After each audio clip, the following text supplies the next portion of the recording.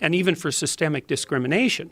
But the notion that our systems aren't predicated in part on competence is clearly wrong. Now, you asked a question about the left. It's like, well, why are the left always on the side of the people who don't fit in, let's say, or don't fit so easily in? And I think that is a matter of the consequence of hierarchical structures, is that, so imagine in every hierarchy there's some people who don't do very well in any given hierarchy. Then imagine across all the hierarchies that there's a subset of people who are very likely to not do well in any of them. So you might say, well, they're systemically discriminated against. The left would be on their side because they're on the side, even temperamentally, of the people who are dispossessed. And the thing about that is that it's valid. Look, we need a spokesperson politically for the dispossessed. That's what the Democratic Party used to do when they worked for the working class. Is the working class needed a political voice. It's like, okay, that's the Democrats. Well, why do they need a political voice? Well, to keep the hierarchy from degenerating into rigid tyranny. It's part of the political discussion.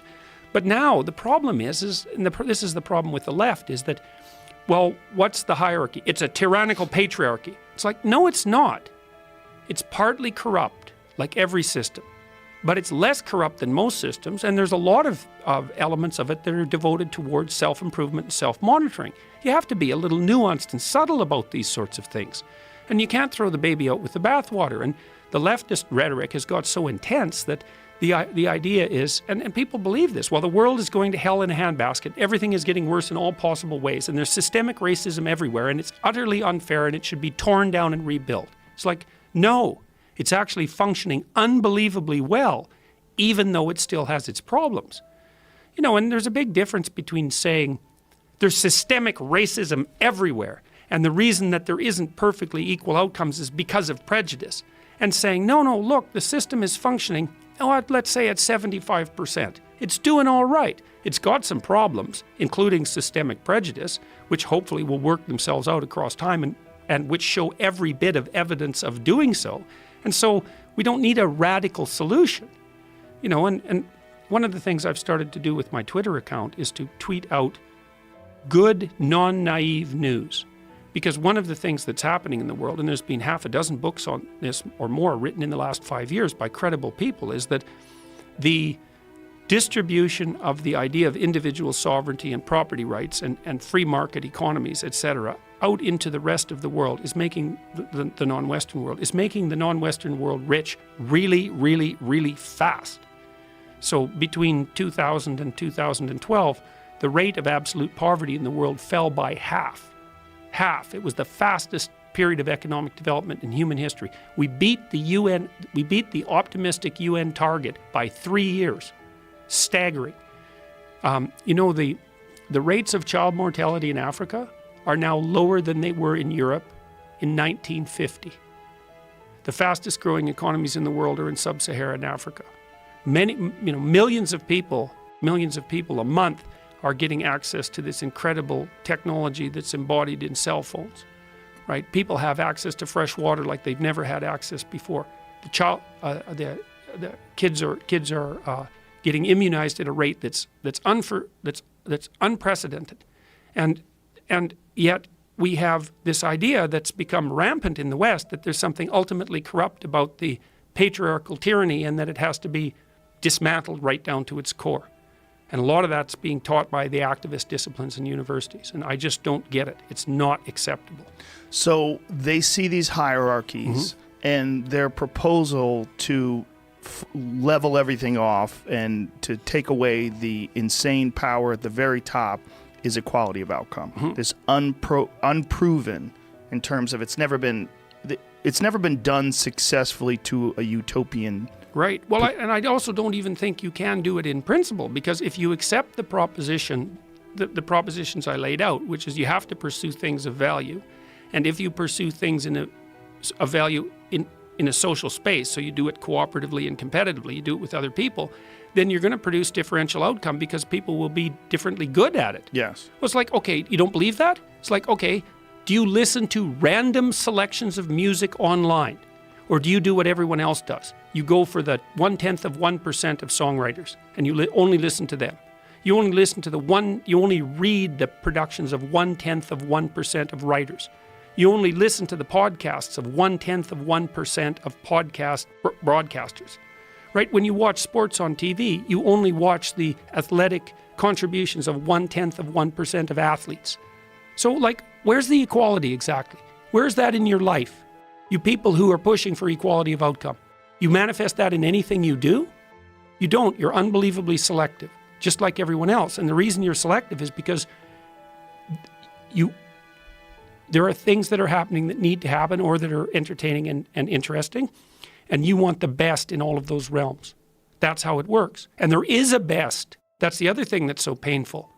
And that actually is painful. You know, here's a problem of dispossession, a real problem. One way to not do very well in any hierarchy is to have a low IQ. And so IQ is normally distributed. And if you have an IQ of less than 85, it's hard for you to read well enough to follow instructions. That's about 10% of the population, might even be higher than that. Okay, so given that lack, how are you going to compete? And the answer is, you're not. Because low IQ is a good predictor of poverty. Now they spiral because, you know, if you're cognitively, if you're less cognitively gifted, then, and you have children, they're going to be in a less enriched environment. These things spiral, but you still have the essential problem. That's the essential problem of the dispossessed. It's like hierarchies are complex tools to attain necessary goals, but they dispossess people. What do we do with the people that they dispossess? The answer is, we don't know. So we have to talk about it constantly to figure out how to solve it, because it's an ongoing problem that transforms, and that's the reason that political dialogue is necessary. And then the danger is that the political dialogue will polarize into the radical left, no hierarchies whatsoever, or the radical right, our hierarchy is 100% right at all costs. And so we have the eternal problem, and those are the two poles that we have to negotiate between. It's interesting because the accusation has always been that what the left is trying to do with this equality of outcome thing is sort of an infantilization of the populace, right? And the best example of that is sports. When you look at sports, clearly the best people win, right? The fastest runners win the race. The people that have the best strategy win the game. The that's a weird word, infantilization, I never get it right, but of that is what we do with children, where you get participation trophies and no one wins. You know, when my daughter was 3 years old, she was in soccer, and they didn't keep score, but everyone knew. Everyone knew these kids scored, and they didn't. At the end of the game, they didn't announce a winner. There was you can't have a soccer game without keeping score. Yeah, it's not a soccer game anymore. It's something else. But the score was kept. Of course. It just wasn't discussed. Well, of course. It was the strangest thing. But this is to treat these little kids, because they couldn't handle it. Yeah. You know, she cried when the other team scored. I'm like, it feels bad when they score, so it feels good when you score. It's very difficult to say that to a 3-year-old. Right. So... Is she going to run hills? Is she going to practice drills so that she feels that good feeling more? And then there's a point where that becomes too far. There's a point where you become an obsessive over-winner, right? And this is the people that want to crush their enemies. Then you become Conan the Barbarian. This is the far end of it. Okay, and this is what the left is terrified of, right? Yeah. The idea of the left is the demure, the soft, the people that are kinder and gentler. The idea of the right is the conqueror, the people that, you know, they work hard, play hard, go kick ass, go America, that kind of shit. And so these are the type of people that are going to be crueler. They're going to do what it takes to win. And the people that you would consider that would like equality of outcome are the people that are trying to slow that down. Does this make sense? Yes, absolutely. And I think that's how it lays itself out temperamentally, too. Psychologically. Yes. This is the motivation for all this. Yes. And it's, well, and the radical left is compassion gone mad, although it's also envy. Let's not forget about that. Because, envy. Well, absolutely. Yes. I mean, one reason to stand up for the dispossessed is because you're empathetic. You know, and empathy is not an automatic good. This is something we make a big mistake about. We think, well, I'm feeling sorry for you, therefore I'm good. It's like, no, I might be feeling too sorry for you. I might not be demanding enough of you.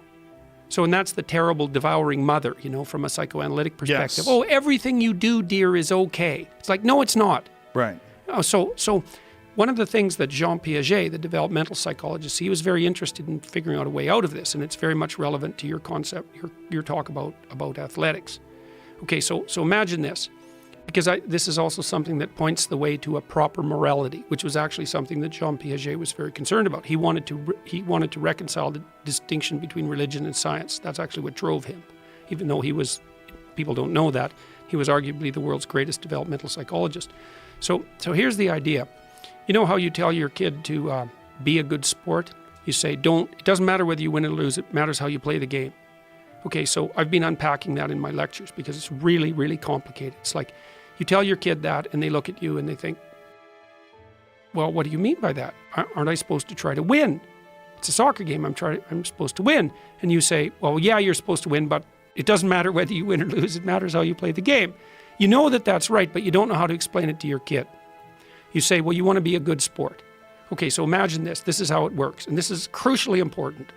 So, first of all, life is not a game. Even a game is not a game, because a game is, most of the time, a game is the beginning of a series of games. So let's say that you're on a soccer team. Well, there's winning the game, but the game isn't the issue. The game is the whole series of games. So maybe the game is winning the championship. And winning the championship and winning a game are not the same thing. And the reason for that is, well, maybe if you want to win a game, the best thing to do is to let your star player make all the moves. But if you want to win a championship, maybe the best thing is for your star player to do everything he or she possibly can to develop all the other team members. That's a different strategy. And the reason it's different is because it iterates across time. Okay, so I'll tell you a quick story. So when my kid was playing hockey, when he was about 12 or so, he was in a championship game, just at a local arena, and it was really fun to watch. The teams were pretty equal, which is something that you want, so that everybody can expand their skills while they're playing. And it was like 5 seconds to the end of the game, and the other team made a breakaway and came down, and the guy came down the ice and scored. It was a beautiful goal, and it was 4-3, and that was the end of it, right? And on my kid's team, there was the kid who was the star, and he was a pretty good hockey player. He came off the ice, and he was very annoyed about what had happened. He smashed his stick on the cement and was complaining about the refereeing and acting as if he'd been robbed. And his father came up, and instead of saying, get your act together, kid, that's no way to display yourself after a loss, he said, oh yeah, man, you were robbed, that the referees didn't ref right, and you played the best and you should have won. And I thought, you absolute son of a bitch, you're ruining your son. And then the question is why? Because his son was the star and was trying to win. Why was he ruining his son?